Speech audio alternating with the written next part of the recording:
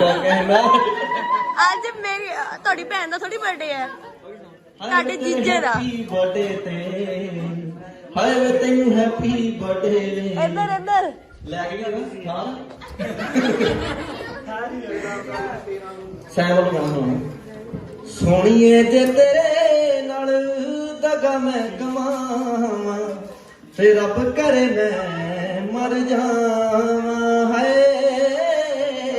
ਤੇ ਅੱਲਾ ਕਰੇ ਮੈਂ ਮਰ ਜਾਵਾਂ ਆ 20 ਸਕਿੰਟ ਹੋ ਗਏ ਚਲੋ ਹੋ ਸੋਚਿਆ ਨਹੀਂ ਸੀ ਕਦੇ ਇਹ ਵੀ ਦਿਨ ਆਉਣਗੇ ਹੋ ਸੈਮ ਨਾਲ ਖੜ ਫੈਨ ਫੋਟੋਆਂ ਕਰਾਉਣਗੇ ਨਾਲ ਖੜ ਫੈਨ ਫੋਟੋਆਂ ਕਰਾਉਣਗੇ ਇਹ ਲਿਖੀਆਂ ਸਭ ਨਸੀਬ ਦੀਆਂ ਉੱਥੇ ਸੁਣੀਆਂ ਗਈਆਂ ਗਰੀਬ ਦੀਆਂ ਹੋ ਮਾਏ ਦੀ ਦੇ ਟੇਕੇ ਮੱਥੇ ਇੰਜ ਕੰਮ ਆਉਣਗੇ ਸੋਚਿਆ ਨਹੀਂ ਸੀ ਕਦੇ ਇਹ ਵੀ ਦਿਨ ਆਉਣਗੇ ਸੈਮ ਨਾਲ ਖੜ ਫੈਨ ਫੋਟੋਆਂ ਕਰਾਉ ਰੀਤ ਨਾਲ ਮੇਰਾ ਹੀ ਬੋਲ ਰਿਹਾ ਤੇ ਕਿਹਾ ਨਹੀਂ ਸੀ ਓ ਨੀ ਤੂੰ ਕਿਉਂ ਘਬਰਾਉਂਦੀ ਅੜੀਏ ਨੀ ਹੋ ਜੱਟ ਫੋਕੇ ਫਿੰਦਰ ਨਾ ਮਾਰੇ ਹੋ ਨੀ ਤੂੰ ਕਿਉਂ ਘਬਰਾਉਂਦੀ ਅੜੀਏ ਨੀ ਹੋ ਸੈਮ ਫੋਕੇ ਫਿੰਦਰ ਨਾ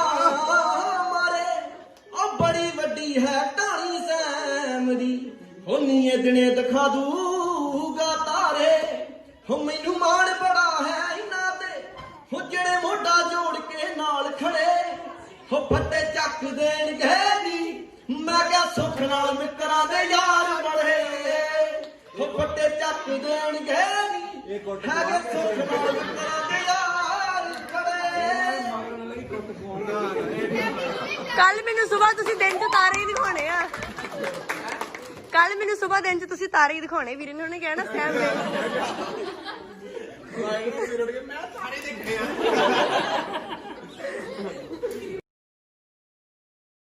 ਮੈਂ ਕੀ ਕੱਟਣ ਲੱਗਾ ਉਹ ਇੱਦੀ ਕਰਨਾ ਪਾ ਲੋ ਇੱਦੀ ਓਏ ਉਹ ਨਿਕਲਣਾ ਹੀ ਇਹ ਚ ਫਵਾਰਾ ਨਿਕਲ ਉਹ ਚ ਫਵਾਰਾ ਨਿਕਲਣਾ ਇਹ ਚ ਉਹ ਫਵਾਰਾ ਨਿਕਲਣਾ ਇਹ ਚ ਚਾਰ ਦੂਜੀ ਵੀ ਹੈਪੀ ਬਰਥਡੇ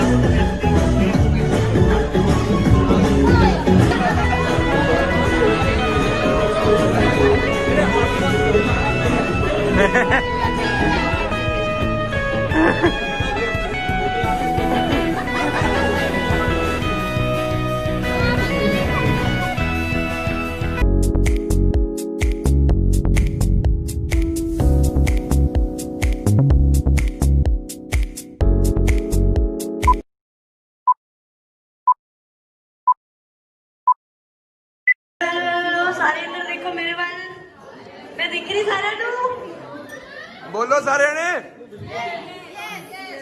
ਓਕੇ ਮੈਂ ਸਾਰੀ ਫੈਮਿਲੀ ਲਈ ਕੁਛ ਨਾ ਕੁਛ ਲਿਖਿਆ ਹੈ ਜੋ ਮੈਨੂੰ ਅੱਜ ਤੱਕ ਪਤਾ ਲੱਗਿਆ ਸੈਮੀ ਬਾਰੇ ਸਾਰੀ ਫੈਮਿਲੀ ਬਾਰੇ ਠੀਕ ਹੈ ਜੇ ਕੁਝ ਗਲਤ ਬੋਲਿਆ ਗਿਆ ਪਹਿਲਾਂ ਹੀ ਸੌਰੀ ਠੀਕ ਹੈ ਤੇ ਸਾਰੀ ਗੱਲਾਂ ਨੂੰ ਮਜ਼ਾਕ 'ਚ ਲੈਣਾ ਕੁਝ ਸੀਰੀਅਸ ਨਹੀਂ ਲੈਣਾ ਠੀਕ ਹੈ first of all papa the life start ਹੋ ਜਾਏ ਪਹਿਲਾਂ ਸਾਰਿਆਂ ਨੂੰ ਬਿਠਾ ਦੇ ਸਾਰਿਆਂ ਨੇ ਬਹਿ ਜਾਓ ਪਾਪਾ ਫਿਰ ਦੇਖੋ ਕਿਵੇਂ ਨਹੀਂ ਬਹਿ ਕੇ ਸਾਰਿਆਂ ਨੂੰ ਬਿਠਾ ਬੈਠੋ ਗੱਲ ਸੁਣ ਪਤਾ ਹੀ ਕਰਨਾ ਬਿਠਾ ਦੇ ਹਾਂ ਤੂੰ ਵੀ ਨਾ ਵਿਚਾਲੋ ਨਾ ਲੈ ਭਾਵੇਂ ਸਾਈਡ ਐਂਗਲ ਤੋਂ ਲੈ ਲਾ ਕਿ ਤੂੰ ਵੀ ਵੀਡੀਓ ਨਾ ਮੈਂ ਦੱਸ ਦਿੰਦਾ ਤੈਨੂੰ ਕਿਵੇਂ First of all, happy birthday, Sammy.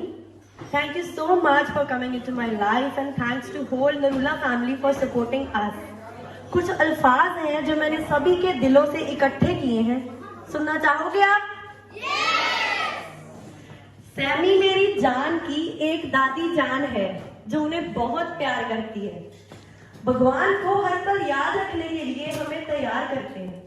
जब छोटे थे तो साथ सुलाया, ना कभी किसी और को रुलाने दिया ना खुद रुलाया.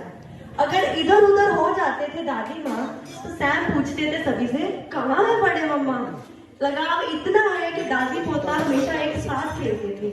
अगर कभी काम से जाना पड़ता तो छोटू से सैम दादी की फोटो से ही खेलते थे। उसके बाद आते हैं फैमिली के किंग, हमारे दादू, जिन्होंने सैम को सिखाया जीना और कहा फैलाना हमेशा सभी की जिंदगी में प्यार का जादू, जिन्होंने सारी दुनिया से मिलाया और हमेशा डांट से बचाया। फिर बारी आती है माँ की। माँ को जितनी टेंशन रहती है सैम की, उतनी तो सैम ने भी परवाह नहीं की सारे जहान की। माँ ने सैम को हर पिटाई से बचाया, बदले में खुद पापा से इतनी बार डांट खाया, क्योंकि माँ ही होती है जिसने अपने पेट में रखा होता है। दुनिया की सबसे बड़ी खुशी और सबसे बड़े दर्द को सहा होता है। स्पीच थोड़ी लंबी है, प्लीज बोर ना हो जियो। इसके बाद आते हैं हमारे प्यारे पापा, जिन्होंने कभी जताया नहीं, दिखाया नहीं, किसी को बताया नहीं कि कितना प्यार करते हैं सैम से, लेकिन पापा आपकी आंखों में दिख जाता है जो आप कहते नहीं। सामने से कभी जताया प्यार नहीं तो गालियां ही सही। अब है प्यारी न्यारी की बारी, जिनका नाम है पूजा चाची। चाची भी माँ ही होती है, कभी माँ नहीं तो चाची ही छोटे होते हमारी महफिल होती है।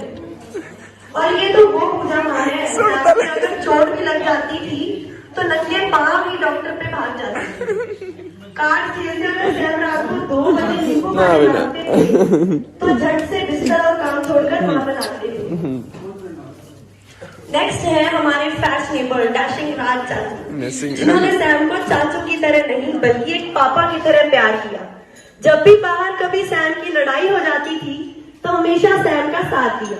कभी राज पापा ने बेटा तो कभी दोस्त बनकर सैम का साथ दिया। फिर आती है बारी नन्ही सी मेघा चाची, जो है बड़ी प्यारी। मेघा चाची इधर आई हूँ। सैम के सभी के मुंह में आता है पानी जब ये करती है सेवियों की तैयारी। एक ये ही तो है जिन्हें सैम मेधा मेधा कह के बुलाते हैं, इनके साथ ही अपना हंसी मजाक जताते हैं। उसके बाद आते हैं हमारे छोटे चाचू, जो बेचारे हमारी तरह काम की वजह से रोज बिजी रहते हैं। जब भी किसी का बर्थडे आता है सबसे ज्यादा टेंशन चाचू उठाते हैं, कभी बैलून्स तो कभी केक, बस ये चीजें करने वाले हमारे दिशु चाचू ही है।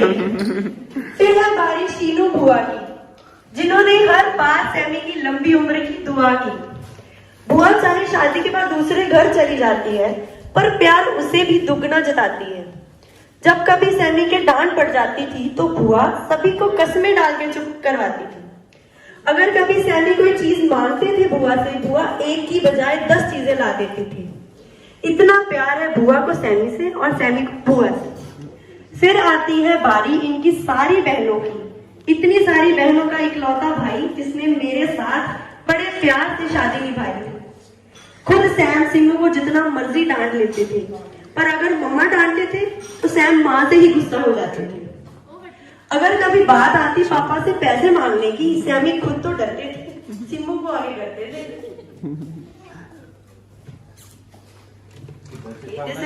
This is my last page. Surbhi Khushi अगर दिख जाती कभी सैमी को, उन्हें बुलाकर कहते 10-10 रुपए दूंगा, मेरा सिर दबा दो, किसी से नहीं कहूंगा। सुखमनी को हर बार उसके दांतों से चिढ़ाते थे, चाहे जितना मर्जी झगड़ ले एक दूसरे से, फिर भी भगड़ा उसके साथ ही करने जाते थे। फिर क्या सेजल समरीन की बारी आई।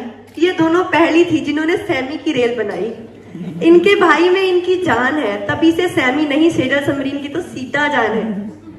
इसके बाद सभी के लिए सैमी समरीन से शीत बन गए। इनकी नन्ही बहनों में इनकी जान है, जिनका नाम हरलीन गुरलीन है। सैमी मेरी दुनिया है और सैमी की दुनिया आप सब। इस फैमिली में लाने के लिए थैंक यू सो मच रब। Love you Sammy and love you Narula family.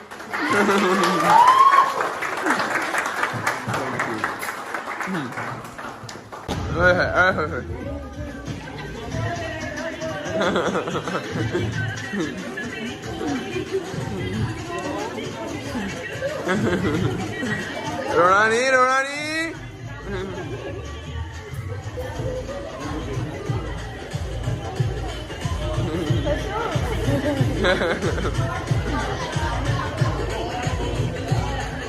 Romo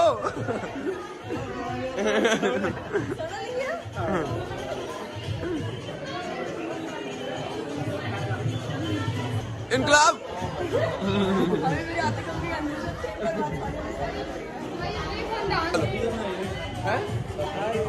hello बढ़िया लिखे ना की चोरी करके किधर चल रहे हो किधर किधर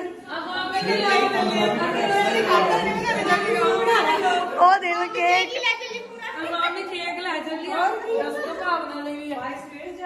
ਪਿੱਛੇ ਭਾਵਨਾ ਦਾ ਹੱਥ ਨਾਲ ਲੈ ਕੇ ਚੱਲੀ ਮਾਂ ਨੂੰ ਇਹ ਨਾਨਕੀਆਂ ਦਾ ਕੀ ਕਰਨਾ ਉਹ ਦੇਖੋ ਉਹ ਕਿਤੇ ਖਾਦਾ ਕਿਤੇ ਘਰੇ ਰਹਿ ਖਾਣਾ ਕਿਤੇ ਹੱਥ ਨਾਲ ਲੈ ਕੇ ਚੱਲੀ ਦੀ ਚੜਾਈ ਹੈ ਇਹ ਫਿਲਮ ਨਾ ਵੀ ਸਟਾਰ तो फॉलो माय यूट्यूब चैनल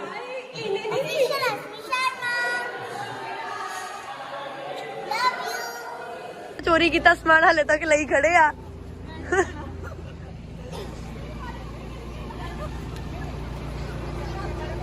है मैनू लगे कि मम्मा गड्डी चलाउण लगे आ मम्मा मैनू लगे कि तुसी गड्डी चलाउण लगे हो भाजी मैं गई पापा मैं गई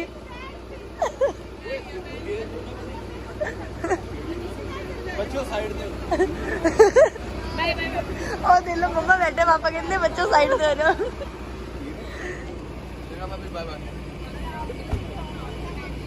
सो गाइस आज जी मेरी ड्रेस सी मैंने भाभी ने गिफ्ट की सी थैंक यू भाभी for this lovely dress my pleasure bye bye ਆਪਾਂ ਬਹੁਤ ਖਿਆਲ ਲੈਣਾ